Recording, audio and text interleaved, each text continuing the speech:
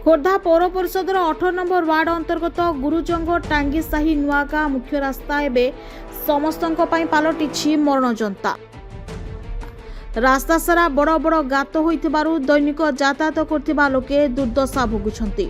स्थानीय बासिंदा अभियोग अनुसार गत 2 मास मध्य रास्तार गातरे पड़ी अनेक लोके गुरुतर भावे आहत होइछंती। अरांग शिल्पांचल को नियमित भावे मालबाही जान चलाचल करथिबारु रास्तार अवस्था आहुरी मध्य खराब होइथिबा अभियोग होइछि। अन्यपटे एही रास्ता पूर्त विभाग अधीन ना ग्राम्य उन्नयन विभाग अधीन ताहा नेई द्वंद्व रहिछि। फल मरामती दायित्व किए नेब ताहा नेई एबे प्रश्न उठिछि।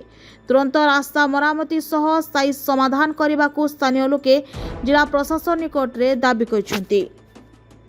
खोर्धारू प्रियंका महापात्रଙ୍କ रिपोर्ट प्रतीक्षा न्यूज।